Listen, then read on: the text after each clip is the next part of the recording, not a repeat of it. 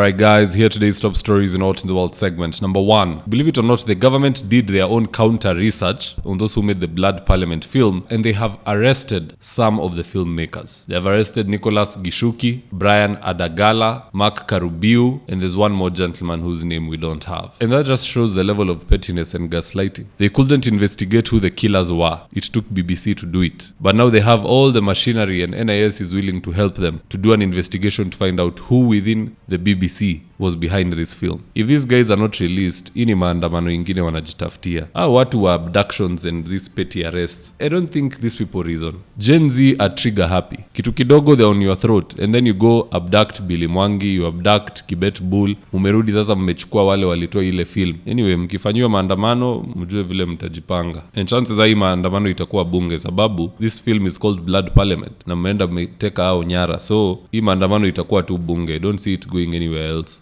Msiba wa kujitakia kweli kweli. Second story of the day, I've seen a very disturbing video. I don't know what is happening with Mora Kbaso. There's a time I met him once na I wish I took his contact so that I could tell him what he's doing is it's not going to work. You cannot be anti-government and anti-opposition. Sasa utakuwa wapi? At the national level, independents go nowhere. Right now he's attacking Rigiji, saying sijui alifanya tenda wapi, sijui nini. Here's the tip. You always see Rigathi Gachagua taking a walk in the mountain, you know, in mornings, you know. Healthy, yeah. Morning walks. Yeah. Where he walks, I was there for Vampire Diaries.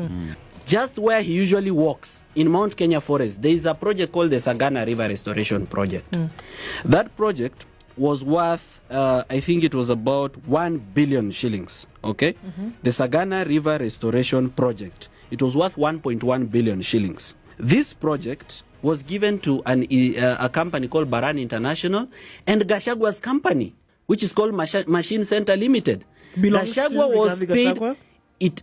The director is Gashagua's PA and CDF manager. It's called Wahome. He was paid 443 million, and the project stalled. And now we are looking at Gachagua as a future. So if Matiang'i is bad, Rigiji is bad, who is good? Or rather, forget who is good, because no one is good in politics. Wote wako na kasoro zao. But who will you work with? Who? You're left with Okiya Omtata, Maraga, PLO Lumumba, nani mwingine huwa anakaa kama saint. Yeah, those are the people he can work with. People who are generally good but hawajui kutafuta kura. That is a very bad strategy as far as Morara's politics is concerned. Third and final story of the day, Murman is quite interesting. He's one of the CSs I like. Every day ananichekesha. Just listening to him scolding the people of Baringo, all while lying that Jesus wrote letters in the book of Revelations. Roll the tape. Alafu nyinyi watu wa Baringo North, ati sasa saa hizi late jioni mnataka kujifunza banditry. Ati sasa mnataka kutafuta saa hii hapa kwa Baringo North hapa, mnataka kutafuta ati umorani. You are the kind of people that Jesus would have written a letter to, like in the book of Revelations, like the church of Ephesians. Kwamba ati jana mlikuwa watu wazuri sana, saa hii mnataka kurudi nyuma, kuenda kwa mambo ambayo ni ya juzi. And the people of Baringo wamesikia hii maneno ya Murkomen, and they are saying this guy is clueless, incompetent, and he should be restricted to TikTok and YouTube. Here's the tip. Tunaomba Mheshimiwa Rais, kwa heshima ambayo tuko nayo na wewe na taifa ya Kenya, this is not a minister for internal security. Mtu ya TikTok, Facebook, selfie na askari sio waziri ya nini. Huyo nitaka kuwa waziri ya uturati na culture na mambo mengine, lakini sio waziri ya usalama. Sisi tumeweza kuunda usalama katika sehemu hii. Tumewahi kupikwa tangu 1977 mpaka saa hii, lakini hebu leo Murkomen anasema sisi tumejifundisha bandit watu ya Baringo North saa 12. Hebu angalia leo hii watu ambao wamewawa Yanta na Jepkesi na Chemoe hapa walienda Tiate au watu ya Tiate bandits walikuja Baringo North. The biggest problem for Murkomen while serving in the Ministry of Interior is what he says. I feel like he has inflammatory words. Ile mambo ya Kilgoris, when he talked, he was talking in anger because he was called out by Ngeno. But he should just learn to ignore them. Si kila kitu na comment. Send your juniors to talk on your behalf. Send Raymond Omolo or the IG. You just keep a good rapport with the people. But the more he's responding, mambo itakuwa mzuri kwa rais because he's one of his mtu wa mkono. At the end of the day, guys, that's all I had for you today in Out in the World segment. Do let me know your own comments in the comment section below, and I'll do my best to read them and to give you a response. Now, in the event you're here for the first time, please go on and hit the subscribe button. And if you're watching for a different platform, just head on over to YouTube, search for hondavidwafula. Hit the subscribe button. You're going to be getting a ton of content of this nature. If politics is something you're passionate about, this is definitely the one channel that you really, really need to subscribe to. All right, guys, adios.